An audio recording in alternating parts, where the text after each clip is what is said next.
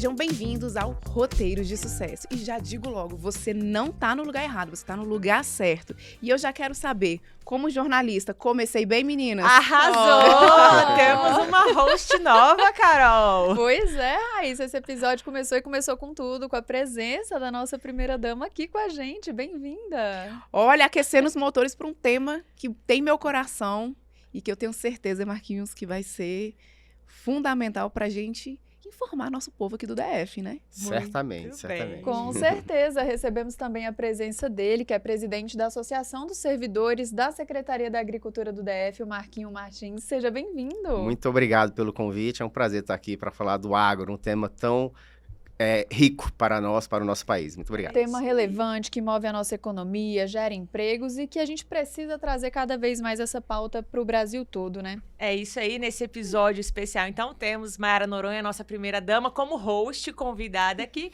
Marquinhos, então, vai trazer as informações técnicas pra gente. E sejam todos bem-vindos. Quero saber primeiro, vou começar aqui pela primeira-dama, né? Já que ela fez essa apresentação, qual que é a importância do agronegócio, primeira-dama, para a nossa sociedade? Olha, hoje o agronegócio, ele, vamos dizer assim, ele é o vetor pulsante no mundo.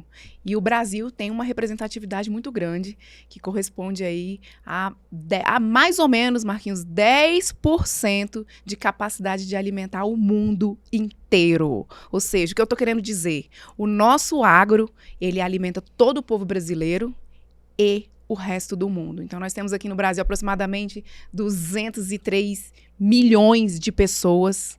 E pelo que eu estava lendo, estudando, nós alimentamos mais de 805 milhões de pessoas no mundo. Então, quando a gente faz esse comparativo de 203 para 805 milhões de pessoas, o impacto é gigantesco. Então, eu posso falar que é a maior capacidade de arrecadação, digamos assim. Então, além de alimentar, de falar sobre segurança alimentar, a gente precisa falar de investimento. Muitos dos que estão assistindo aqui, que não são do agronegócio, pensam assim, o que isso muda na minha vida a não ser o alimento? A gente vai falar do preço, geração de emprego, a geração de circulação mesmo, de imposto. Então, assim, para poder melhorar as escolas, transporte público, muito disso vem do agronegócio. Com certeza. E assim, a gente fala sempre da importância de reconhecer esse trabalho. Por quê? A gente vê o alimento aqui prontinho na nossa mesa, o café, mas de onde vem? Tem que ter gente lá plantando, colhendo. E é um trabalho a longo prazo que acaba sendo esquecido, né, Marquinho? Certamente, né? Muitas crianças, por exemplo, elas não têm nem noção que o leite vem da vaca, elas acham que o leite vem da caixinha, porque não tem a vivência, não tem a convivência com o setor agropecuário, não tem nem mesmo uma formação, às vezes, na escola para educar a criança da necessidade de preservar também a natureza, porque é dela que o agro tira a sua produtividade. Então, tudo isso é importante ser trabalhado desde a escola até os jovens, para entenderem a importância e de onde vem esse alimento que chega para nossas mesas. Marquinhos, se o agronegócio parasse por uma semana, o que ia acontecer com o nosso país? Seria o caos, né? Certamente o alimento subiria muito o preço, ou mesmo até alguns não teriam mais nas prateleiras, até mesmo os combustíveis, né? O que aconteceria com o combustível, já que o álcool é feito da cana de açúcar, que ainda que o carro seja movido a gasolina tem o álcool presente. Então, provavelmente não teríamos combustível para os carros rodarem. Seria realmente um caos, uma catástrofe, prejuízo econômico violento, já que gera tantas divisas, o agro, tantos empregos. Então, é uma questão, uma possibilidade que a gente não gosta nem de pensar. Deus me livre, a gente trabalha, principalmente enquanto governo, enquanto Secretaria da Agricultura, Defesa Agropecuária, para que exatamente isso não aconteça. Defender as nossas lavouras e a nossa agropecuária. E aí, mais do que isso, né? O que eu fico imaginando é se, por exemplo, anunciam, parou o agro. O agronegócio do Brasil vai ficar parado por uma semana. Começa a bater o desespero popular. E através do desespero popular começa a vir a violência. Quem tem um maior poder aquisitivo tem o poder de ir no mercado, fazer compra, abastecimento. E quem não tem? E aí começa aquelas cenas que a gente já viu de saquear determinados lugares, agredir. E então tudo isso gera uma preocupação, fora a insegurança alimentar que começa a repercutir na vida das nossas crianças, dos nossos idosos, que têm a saúde mais fragilizada, e aí você vai colapsar também o sistema único de saúde, ou os hospitais privados. Então tudo isso acaba repercutindo por conta de uma paralisação do agronegócio aqui no nosso país. A gente até lembra um pouco da greve dos caminhoneiros, né? Como que Exato. isso teve um impacto tão grande na nossa economia, na realidade de muitas famílias. E, Mayara, você entrou para esse meio do agro com tudo, né? Acompanhando suas redes, você está sempre ali no dia a dia no campo. Como que você vê, né, a importância do agro para a gente que está em casa, para a gente como consumidor, né? Porque você está ali acompanhando no dia a dia, aí você entende, né, a importância de onde vem o leite, de onde vem legumes, de onde vem tudo que a gente consome, né? Exatamente. E, na verdade, começou com uma vontade de passar informação para a população aqui do Distrito Federal. Eu que tenho uma paixão, né, por terra. Então, dentro da minha casa, eu tenho uma pequena horta. Então, a gente faz questão de cuidar, cultivar a nossa pequena horta. E por que não falar aqui dentro do Distrito Federal? Então, eu posso dizer que eu não trabalho ali no dia a dia, né, cultivando a terra, não faço isso no meu dia a dia, mas essa capacidade, né, esse poder, essa liberdade que algumas famílias têm de poder trabalhar, recebendo a luz do sol, botando seu pé no chão, apalpando a terra, traz também, inclusive, saúde para quem está produzindo. Então, eu digo que é a vida que começa no campo, que repercute na cidade, então, o que se faz lá no campo, né, repercute exatamente no supermercado, que vai adentrar nas nossas casas.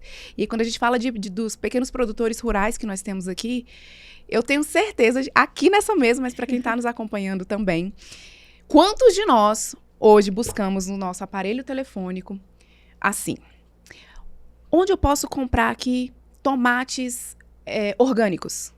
E aí você acaba não indo no mercado comprar necessariamente, mas você acaba fazendo um contato com um pequeno produtor que vende aquele tomate orgânico. Ou você acaba pesquisando quais são os números que eu posso encontrar produtos orgânicos aqui em Brasília. Então você acaba investindo aqui no seu espaço, no nosso Distrito Federal, levando saúde para sua mesa e investindo. Eu acho que o mais bacana que hoje nós podemos unir com a tecnologia, para quem não é do agronegócio, é essa facilidade de pesquisar e ter essa dinâmica. Não, comprando ali direto na fonte, né? Eu falo isso até porque, como tô sempre aí no setor também, mas agora do lado da consumidora, fui fazer uma matéria em Sobradinho, numa propriedade de chá, mostrando a importância, né, do cultivo, dos benefícios. Saí de lá com um monte de pacote de chá direto da horta in natura, pronto para o consumo. Levei para a redação inteira, assim, e virei cliente. Exato. Então, assim, tô sempre incentivando, né, o nosso produtor local. E aproveitando essa deixa da Mayara, a gente sempre associa, né, muitas pessoas associam o agro a grandes propriedades, grandes produtores, fazendas, mas o pequeno produtor tem uma importância muito grande, né, Marquinho? E ele é só a maioria, né? Vou até fazer um adendo. Verdade. O Brasil é composto de pequenos e médios, né? Sim.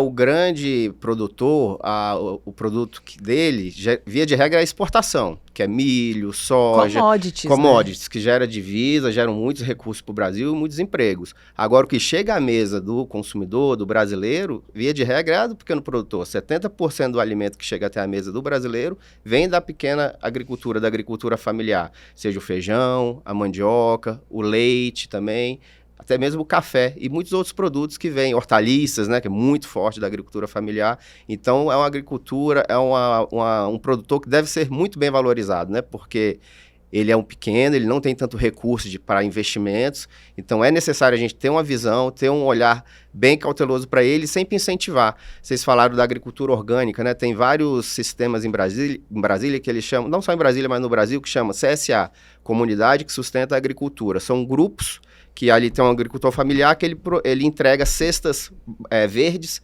para um grupo já determinado. A pessoa é uma assinatura, ela paga por mês e toda semana ela recebe uma cesta orgânica na sua casa, produzido pelaquela família. É uma coisa tão muito bacana que incentiva a agricultura familiar. Mas também. E como é que seria a diferença desse programa para uma cooperativa, por exemplo? Porque hoje a gente vê muitas cooperativas fazendo essa junção.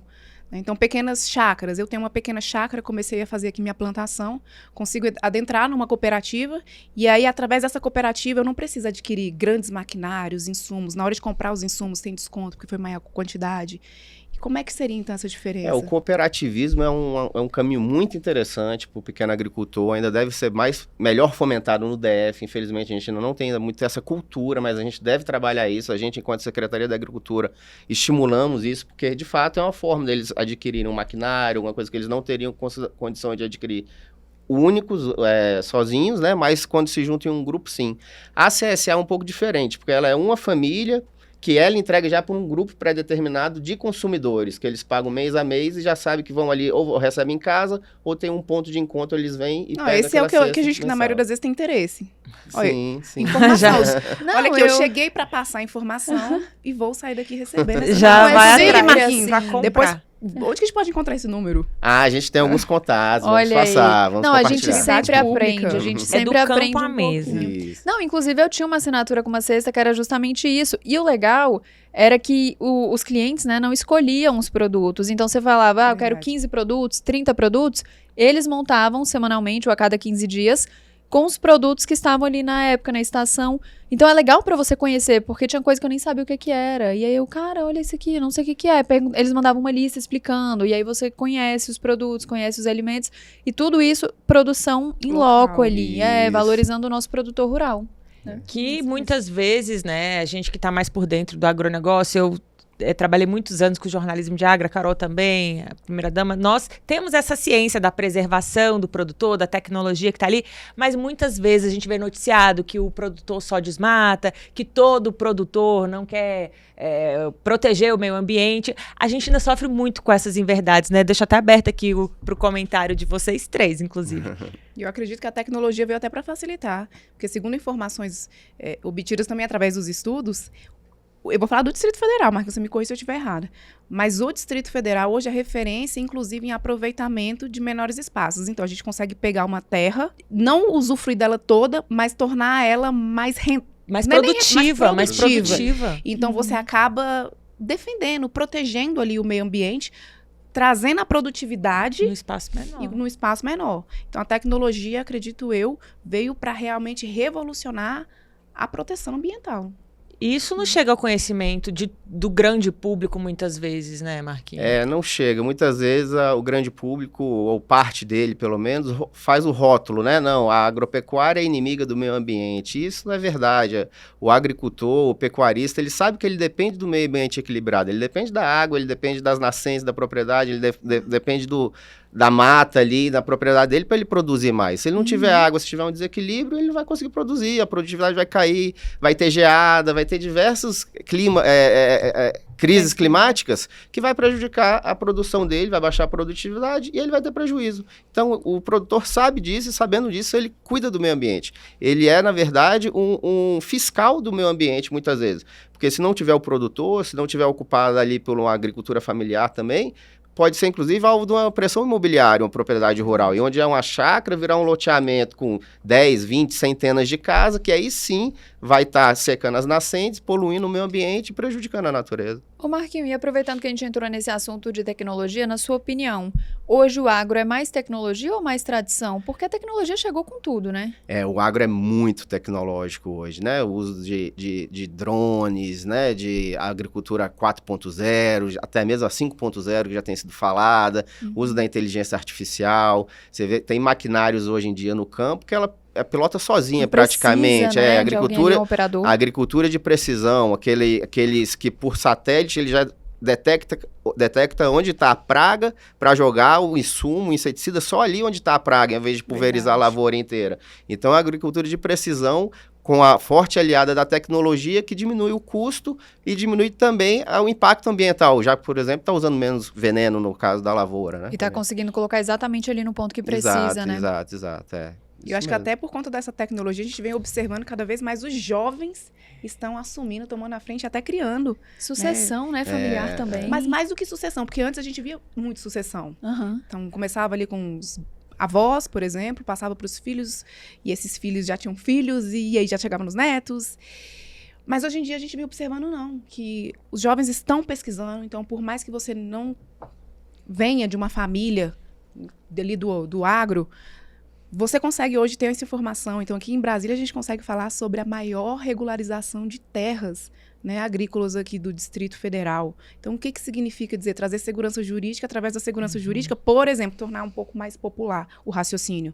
Você consegue adquirir um financiamento, um empréstimo. Então, você não veio de Verdade. família com experiência, você não tem dinheiro para iniciar esse negócio, mas você estudou, você está entendendo sobre o cenário. Inclusive, a gente pode falar até das faculdades, que antigamente não existia e agora popularizou. Então, através disso, você consegue todo o investimento e aí começar. E você ser o seu próprio pontapé. Não, e sem contar que, por exemplo, Embrapa tem muitas pesquisas, Emater tá ali em loco acompanhando, né? Você precisa Tem de um um suporte. suporte, tem especialista que vai a campo, te ensina, te orienta. E aí você consegue entrar na atividade, às vezes, sem ter uma base de gerações ali, né? Verdade. Exatamente, Carol. O Brasil, ele tem um sistema agropecuário muito robusto, né? Seja do ponto de vista da Embrapa, como você bem disse, né? Que na década de 70 começou as pesquisas de uma forma muito intensa. Doutor Alisson, né? Que foi o presidente... Exato. Grande referência do agronegócio. Foi o presidente da Embrapa que teve aquela grande visão de mandar os técnicos para fora do Brasil. Vão para fora estudar e trazer tecnologia. E mandou centenas de técnicos para fazer seus mestrados, seus doutorados, e voltaram e transformaram o Brasil nessa potência. O Centro-Oeste, por exemplo, o Cerrado, era tido como solo pobre antigamente. Todo mundo fala, aqui não vai dar nada, aqui não vai produzir nada. E hoje em dia é um dos melhores solos do Brasil, graças às pesquisas desenvolvidas pela Embrapa. Além disso, a questão da genética, defensivos, a precocidade das plantas e a resistência também. A Emater também faz um trabalho de excelência na assistência técnica, né, para os produtores, e a Secretaria da Agricultura formulando políticas, colocando maquinário à disposição, fazendo a defesa agropecuária, defesa sanitária animal, que o Brasil tem as defesa sanitária animal mais eficientes do mundo. A gente vê isso com a questão da influenza aviária, por exemplo, que agora está atacando a Argentina, já atacou diversos países aqui na América do Sul, Estados Unidos, teve a avicultura devastada, e aqui a gente teve um caso na avicultura comercial em 2025, no ano passado, e nada, conseguimos segurar, estamos conseguindo segurar até hoje, sendo que aqui é uma rota de aves migratórias, elas passam por aqui no inverno do norte, né, e retornam no verão, ou seja, elas passam por aqui, elas podem colocar o vírus aqui e disseminar a doença aqui. Foi o que aconteceu, inclusive, no zoológico no ano passado. Foram aves migratórias, uma delas era migratória, que foi pegar lá. Mas graças ao sistema robusto de defesa sanitária animal, a gente consegue segurar e conter esse foco e servir de exemplo para o mundo inteiro. A gente é um exemplo nisso, né? E quando a gente fala de quadradinho, a gente pensa assim, daqui não consegue sair um número expressivo. Quando você mencionou aqui que esse solo que era considerado improdutivo, digamos assim, hoje, na verdade, é inclusive referência nacional na produção de soja, né? É verdade, o Distrito Federal é uma referência, a soja que é produzida aqui, a maioria é para semente, né? Ela é de uma qualidade tão elevada que ela vira semente que vai formar as lavouras pelo país afora. E a produtividade daqui do DF é uma das maiores produtividades por hectares do Brasil também, graças à qualidade do solo e à tecnificação e uso da tecnologia pelos agricultores daqui locais. Uma área pequena que Pequena. produz tanto. E, ou seja, Brasília foi projetada para ser sede administrativa. Sim. Quem imaginaria que daqui a gente conseguiria se tornar grande potência, né? Tornar um berço de produção internacional. Referência E em vários internacional. segmentos, né? O que a gente tem exportado mais? A gente é muito forte, o DF é muito forte na avicultura, né? A gente exporta ovos férteis para o México, para alguns outros países, né? Ou seja, o ovo sai daqui, ele é fértil, né? Ele tem um pintinho lá dentro, ele vai ser incubado lá no México. Sai daqui até lá e tá produzido aqui. A gente exporta também muita ave abatida, né? Inclusive para países da Arábia Saudita, para os países árabes, né? Na verdade. Até mesmo com uma forma de abate toda especial, toda específica da religião deles, virada para Meca. Tem uma série de quesitos que têm que ser cumpridos, tanto na qualidade do produto, quanto nos critérios técnicos no abate. E ele é produzido aqui e é abatido aqui e exportado para o país afora. A gente tem uma suinocultura também muito forte. Ela não é forte em números, mas é uma genética da mais alta qualidade que também manda aqui os produtos para diversos locais do país e também para fora também. Marquinho, tem algum mito que o pessoal acredita ou acha em relação ao agronegócio? Tem algo que a gente possa destacar? Tem alguns, né? Mas um que eu gostaria de destacar, que todo mundo acha que fazendeiro é tudo rico, né? Maiara que tem rodado aí, né? Tantas propriedades rurais também. Tem fazenda. Fazendeiro é lutador, né? Fazendeiro sobrevivente, é lutador. trabalha com risco. Faça sol, faça Exatamente. chuva, tá ali, né? E o que eu vejo, assim, é como é difícil trabalhar com risco. Então, se você acaba fazendo um grande investimento e você depende do meio ambiente. Do clima. Então, do clima. Se algo acontecer, você acaba perdendo tudo. E aí, nós acompanhamos, né, inclusive o programa, Carol, que se apresenta. E quando a gente escuta dentro da nossa casa, muitas das vezes, a gente acaba não sentindo aquela dor de quem está falando. Mas para quem é da área, fica muito claro. Então, baixo desespero é como se você que está nos acompanhando, que não é desse cenário, tem ali a sua loja física com as suas roupas, ou você tem o seu escritório montado, ou você tem o seu kit de trabalho, se você é empreendedor dentro da sua casa e acontece alguma coisa, você perde tudo. Imagina, Agora, imagina chove em grande ali, leva escala, tudo, né? em grande escala. Não, investimento, assim, altíssimo. E aí, o produtor, pecuarista, conta ali com a questão climática, que não tem o que ser feito, né? A gente vê exemplos aí, por exemplo, no sul, né, do país, que a gente já falou várias vezes. Agora, por exemplo, eu estava até essa semana falando lá no nosso jornal de colheita da soja e plantio do milho segunda safra, porque aí não chove, ou tá chovendo, você perde o grão, e aí atrasa o outro plantio, então compromete toda uma safra, né? E aí, numa safra, você tem um pico, né? Você ganha muito, na outra acontece isso. Chove muito ou chove pouco, você não tem. Então, é uma instabilidade. Além de tudo, ele tem que ter uma estabilidade emocional muito forte, né? Um produtor rural, para aguentar esse tipo de coisa. A questão de mão de obra, que é uma questão muito complicada, né? Na cidade já é, agora você imagina no campo, né? Como que é difícil conseguir mão de obra, pessoa que quer trabalhar, que se dispõe a ficar lá. Então, diversas coisas, né? A insegurança que tem, seja fundiária, seja até mesmo a segurança pública também, de você estar lá na propriedade rural. Então, são muitas questões assim, muito delicadas, muito complicadas que o produtor rural enfrenta, que são verdadeiros heróis que levam essa nação para onde ela está. E muito se criou essa mística, né? Todo produtor é rico, por das novelas, né? O fazendeiro, né? O personagem do fazendeiro. E tal, mas que eu considero que é um grande mito aí da agropecuária. O interessante de falar sobre esse tema é porque mesmo os grandes fazendeiros, onde existe ali um poder aquisitivo considerável, é na simplicidade. Então você vê pessoas assim... trabalhadoras mesmo. Mas quando você vê aquela pessoa com aquela botina, aquele chapéu, vivendo a simplicidade do campo, é aquilo que serve também como referência. É verdade. De que independente do seu poder aquisitivo, a simplicidade, na verdade, é o que nos enraiza, né? E quando a gente fala dos jovens, então, na cidade a gente encontra essa dificuldade de contratação de mão de obra.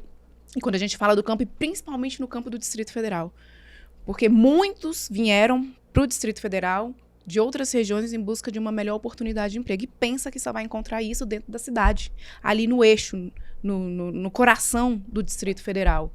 E existe muita oportunidade de emprego no campo. É verdade. Então, se a gente conseguir pesquisar mais, falar mais sobre isso. Muitos vieram, por exemplo, do Nordeste. Então, assim, tem essa facilidade, esse gosto de trabalhar com a terra. Mas está em Brasília e acha que aqui não vai encontrar essa oportunidade. Então, tem oportunidade de emprego. Então, a remuneração também, acredito eu, Marquinhos, que está praticamente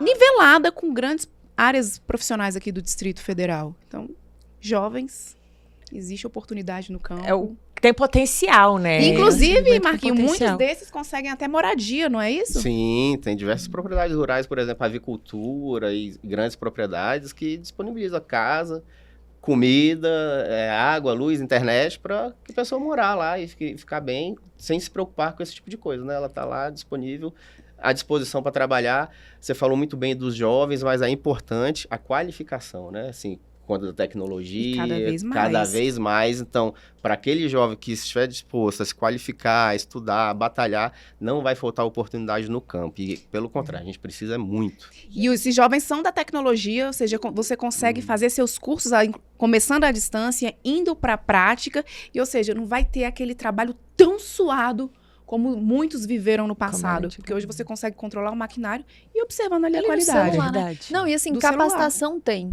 Né, tem muitos programas gratuitos ali que estão à disposição, né? Muitas secretarias pensam nessa questão, então você consegue fazer vários cursos, você consegue se capacitar para aquilo que você deseja, né, na área. É verdade, tem o Senar, Instituto Federal, secretarias, Emater, tem diversos cursos, diversas possibilidades de capacitação ligados à área rural, basta pesquisar, ir atrás e estar disposto a fazer.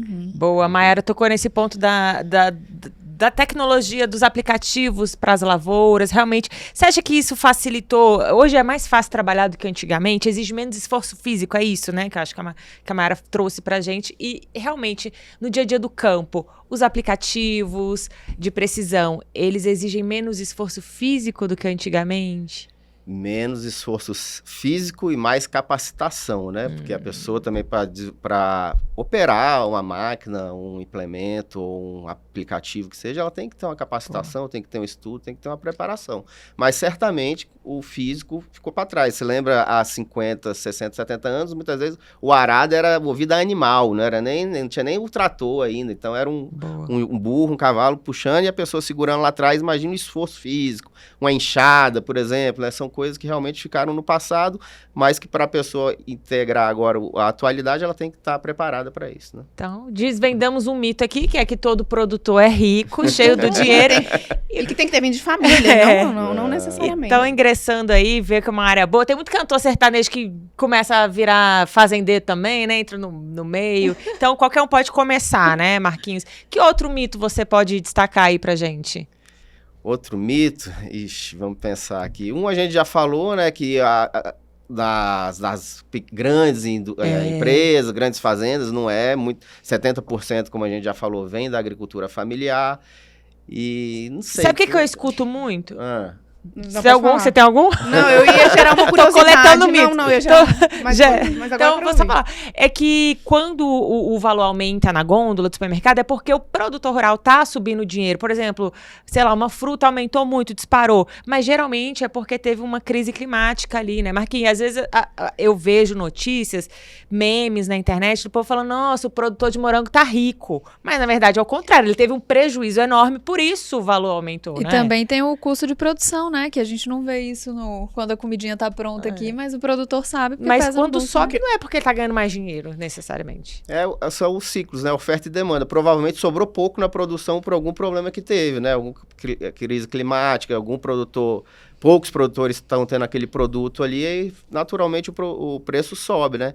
E um outro problema que a gente sofre muito no Brasil é a questão tributária, né? Isso aí tem que ser amplamente discutido, tem que ter mais subsídio. A gente vê isso muito lá fora, Europa, Estados Unidos, que subsidiam as produções para fortalecer os agricultores, os pecuaristas locais. Infelizmente, no Brasil, esse assunto ainda é pouco falado, pouco discutido e pouco colocado em prática, né? Então, a gente tem que ter políticas de mais incentivo fiscal para os nossos produtores também. Ô, Mayara, e aproveitando a sua presença aqui como primeira-dama, que está sempre ligada a essas causas também, tem algum projeto aqui no DF que a gente possa destacar relacionado aí para o nosso agro?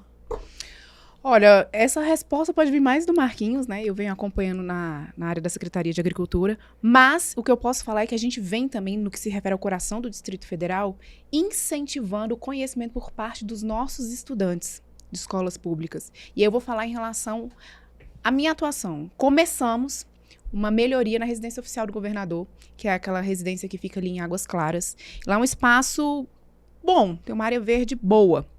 Então, a gente começou a levar mais técnica para poder preparar ali uma horta, para poder levar animais, para poder exatamente levar para o campo, entre aspas, as crianças das nossas escolas públicas, para que elas possam viver essa experiência.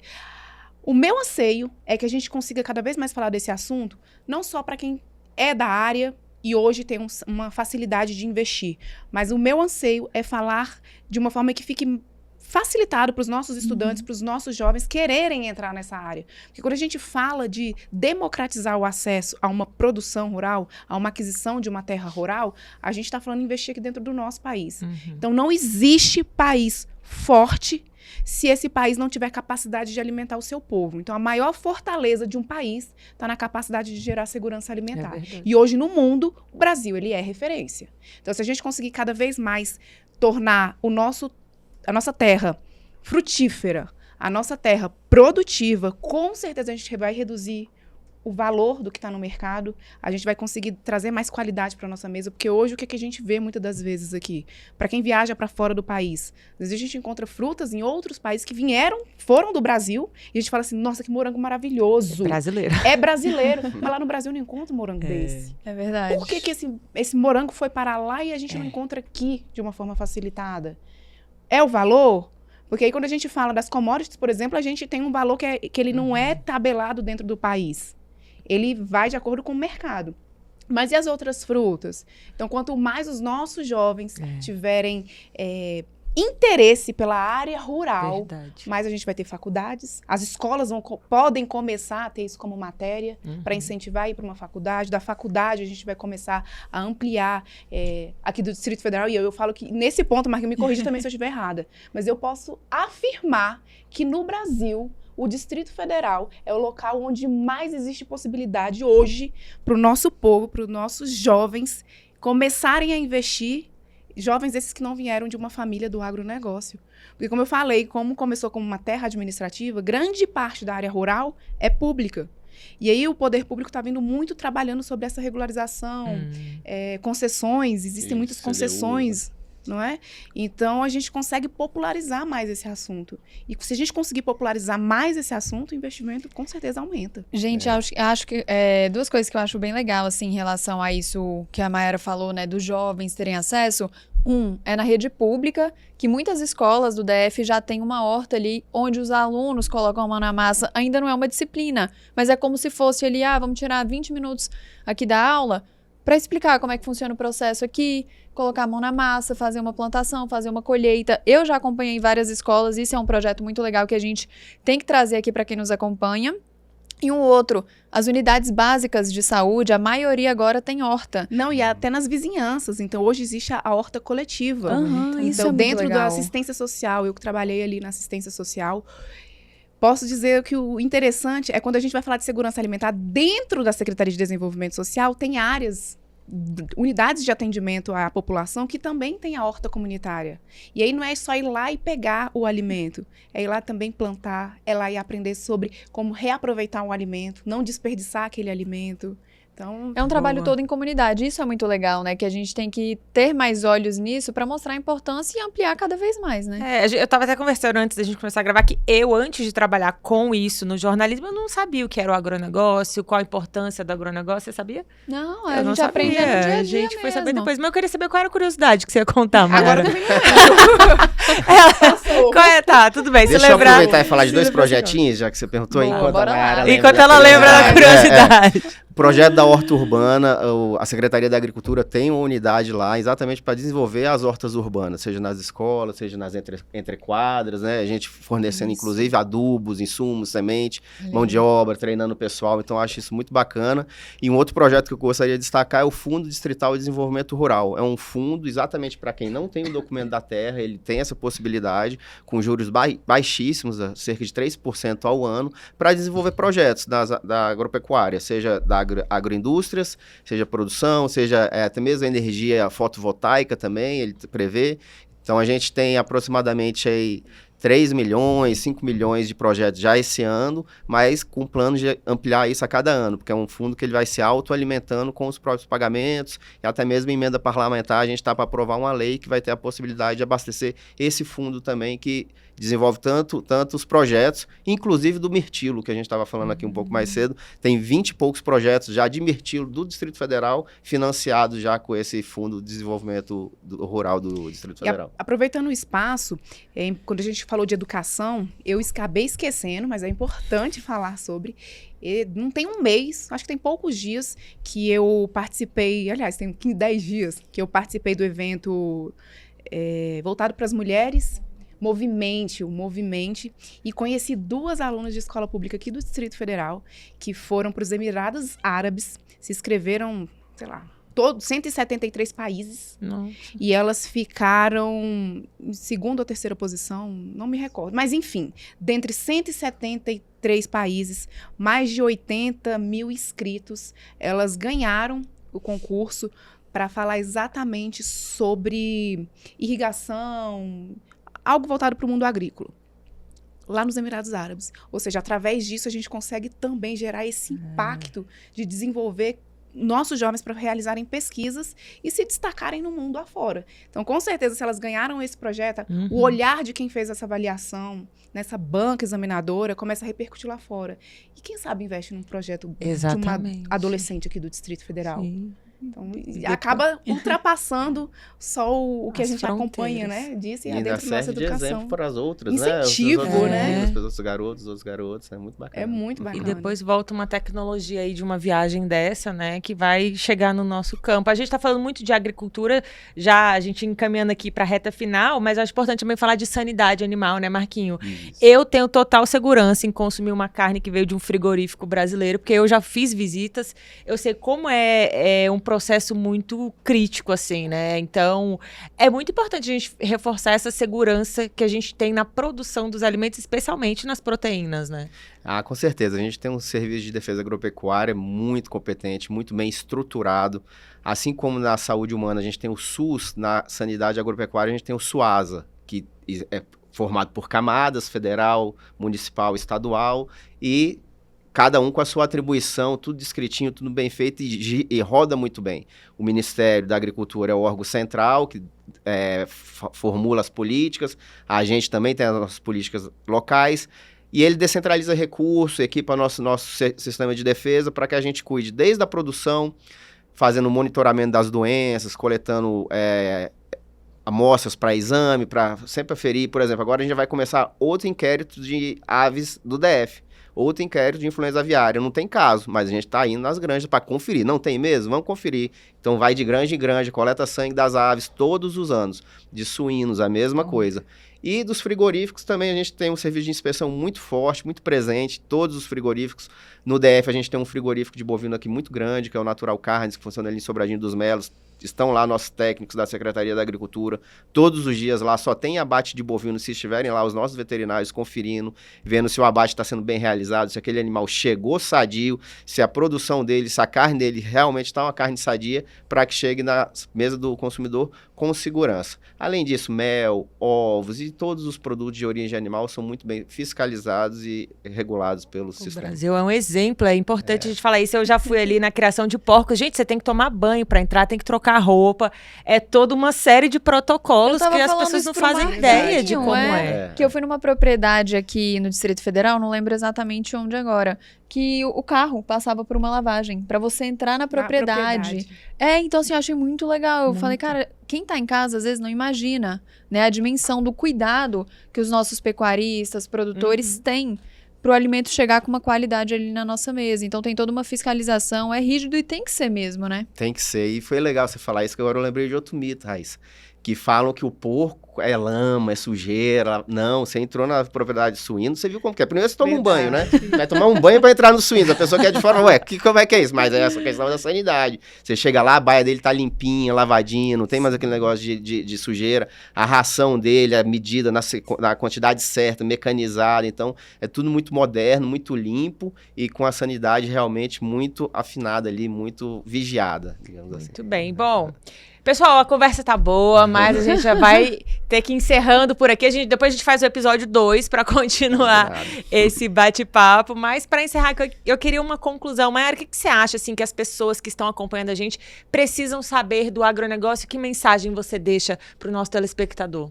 Bom, então, como eu reforcei, falei muito aqui sobre o jovem, quando eu acompanho os leilões, então a minha família é do agronegócio, o Ibanez ele começou há muitos anos atrás e ele trabalha nessa área de genética. Então, através da propriedade, das fazendas, a gente consegue tocar muita coisa. E eu fico acompanhando tanto o network que ele faz, as negociações, o acompanhamento da genética, e o que eu posso afirmar para você que está nos acompanhando é que não é um mundo distante. Então, quando a gente falou dos mitos, existe o mito de que o fazendeiro ou o produtor tem que ser alguém já inserido no cenário, e não. Então, você consegue juntar ali um grupo. É caro falar sobre a aquisição, por exemplo, do Nelore, vou falar do Nelore. É caro, mas se você junta ali um grupo de amigos e faz o primeiro investimento, e faz a primeira genética, você não precisa nem ter a terra. Você pode colocar numa terra ali e dividir, por exemplo, os custos, e através do nascimento do que vem ali como é que chama? Do bezerro, do embrião, na verdade. Começa com o embrião, depois chega no bezerro, e aquilo ali começa a ir como investimento. Então, tudo é possível. No resumo do roteiro de sucesso, eu digo que o próximo roteiro de sucesso pode ser o seu. Olha! Quem sabe eu e Carol, a gente pode dividir até um boi. Dá pra dividir, tem gente que divide animal. A gente já tá na área, só falta a gente começar, a investir. Vamos pedir um pedacinho de terra aí de vocês. A gente coloca o animal lá, entendeu? Já A gente já leva o Marquinhos pra lá falar sobre a genética. Vamos melhorar Ajuda essa nesse genética. cuidado. Sabe, a gente entra nesse ramo Num também. segundo, louco, no hein? terceiro leilão, já tá ganhando dinheiro. Vamos nessa. Próximo leilão a gente vai dar um lance lá, hein? Vamos dividir. Marquinhos, E e pra você? gente finalizar, a sua opinião, pensando no futuro, como vai ser a agricultura, o agronegócio brasileiro aí nos próximos anos? O agronegócio brasileiro, ele é um dos que mais se preocupa com o meio ambiente no mundo. Isso aí a gente pode falar com toda certeza, com toda convicção, pelo que a gente vê, pelo que a gente vive. E nos próximos anos isso vai intensificar ainda mais, até mesmo pela crise climática, pelos problemas climáticos que a gente vem acompanhando ao longo do tempo. Então, cada vez mais as pessoas estão conscientes com isso.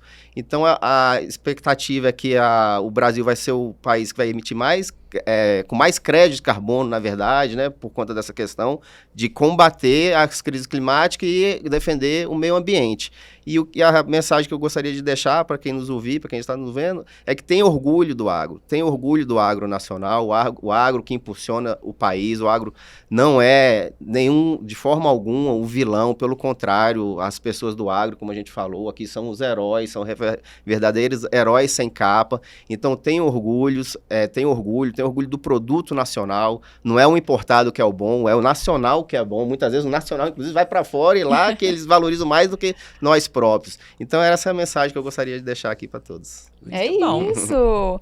Marquinho, Maiara, obrigada pela participação de vocês, pelo tempinho na agenda para a gente falar desse setor tão importante para o nosso país, para a nossa economia e que precisa de cada vez mais espaço, de gente ativa, de gente comunicando e repassando essa informação para quem nos acompanha. Muito obrigada pela Excelente. participação de vocês. Pessoal, Maiara, obrigada. Foi nossa host aqui, arrasou na apresentação também. Marquinho também lá Como ajudando a convidado, defender o nosso especialista. agro. Muito obrigada pela participação de vocês. Bom, nós que agradecemos, né, Marquinhos? Foi uma honra.